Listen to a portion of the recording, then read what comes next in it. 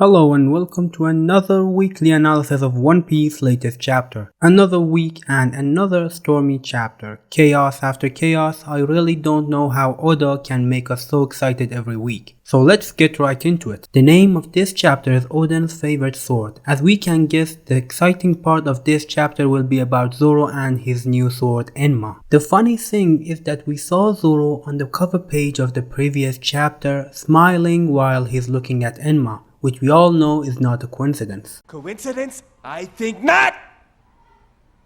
On the first page, we see Marco flying with Izo. It seems that hearing the news of the fire monster disturbed Izo's mind, so he asked Marco to take him there. But I think the reason for this is just that there is no strong opponent left in the Great Hall, so there is nothing for them to do there. With them moving to other floors, there is the possibility for them to counter a strong enemy to have a one-on-one battle with. Although Marco has completed his role in this war, it would be a shame not to see a one-on-one battle between Marco and a strong opponent. From the first time we were introduced to Marco, we have never seen him fight a one-on-one battle to the end. On the same floor, we see Kaido's soldier carrying cannons trying to get out of the palace and escape from the sea of flames spreading in the castle, but the samurai are blocking their way. The samurais who from the beginning of this war showed that they are fully prepared to die cannot allow that Kaido's soldiers enter the Great Hall and disturb the one-on-one battle of Straw Hats and their allies. On the second basement level, Yamato is still heading for the armory and Appu is still trying to ally with her, but Yamato continues to ignore him. I wonder if he really does have a good information that he wants to share with her. It seems that Fugu, the number we saw going after Yamato in the previous chapter, is Yamato's friend.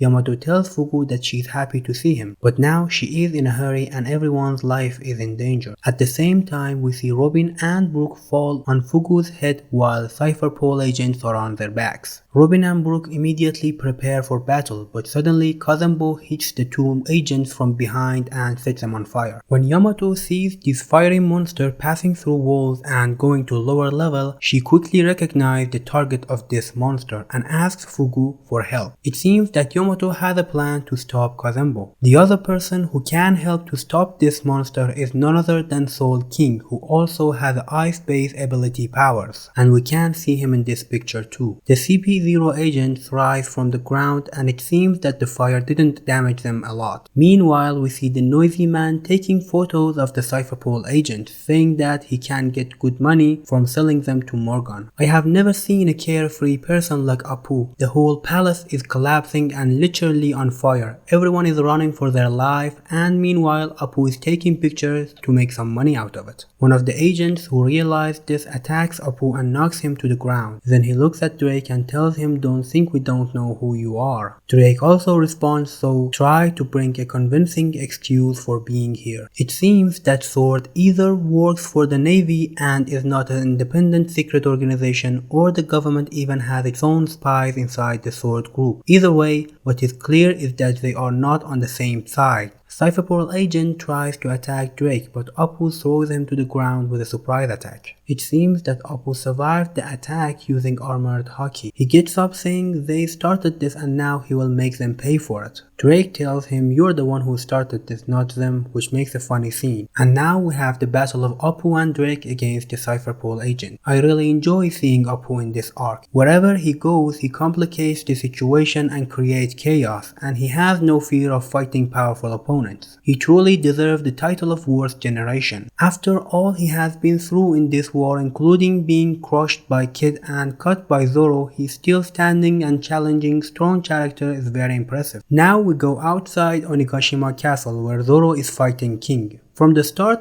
King surprises us with a strange attack. He pulls the back of his face and stretches it, then releases it. It seems something like Luffy's Gomu attack. Zorro, like us, wonders if this is a normal thing for a dinosaur to do. But this attack, as strange as it looks, just like Queen's attack on Sanji, is very deadly. Zorro hardly dodged it while saying that the attack is repulsive like a laser beam. King tells Zorro that Pteranodons hunted their prey in such a way. What he means by that is that Zorro is a prey being hunted by King. What a turntable! The pirate hunter is being hunted. Zorro then launches a long-range attack that King easily dodges. Zoro is not in a good situation. It is very difficult for a swordsman to fight an opponent who can fly and launch attack from far away. Zoro asks King if the burning flame on his back is also his fruit ability. King replies that it is not. Zoro tries to knock down King with a three-sword attack, but King even repels this blow using his wing. As a reminder, this attack was powerful enough to even damage Kaido. This shows how strong King really is. Zoro is surprised and asks King if this is the durability of dragons and dinosaurs. King agrees, but he adds that he's even more exceptional than that. Then King voluntarily approaches Zoro and this time attacks with a sword. Here and now, King just playing with Zoro and enjoys torturing him. Zoro is trying to analyze King. King's durability plus his wings and the burning fire on his back are all suspicious for Zoro. He wonders if King is a fishman or a giant or a race he never heard of before. King then throws Zoro to the ground with his attack. Zoro is exhausted, which is not a surprise. Before the start of this battle, he fought two of the Yonkos and blocked one of the most powerful attacks in the history of One Piece. And now he is fighting the strongest all-star of the Beast Pirates. Zoro, who has fallen to the ground, says that he must solve the secret behind King, otherwise he can't defeat him. This is the first in a long time that we see Zoro doubt his ability to defeat an enemy, which shows how powerful King is. Zoro hears the 𝚤𝚙𝚙𝚢𝚛 sound, and at the same time Enma reacts to it and starts draining Zoro's haki. Is this because of the 𝚤𝚙𝚙𝚢𝚛 sound, or because Zoro doubted himself? We will surely find out soon. In the treasure room, we see Orochi, who, surprised to hear the 𝚤𝚙𝚙𝚢𝚛,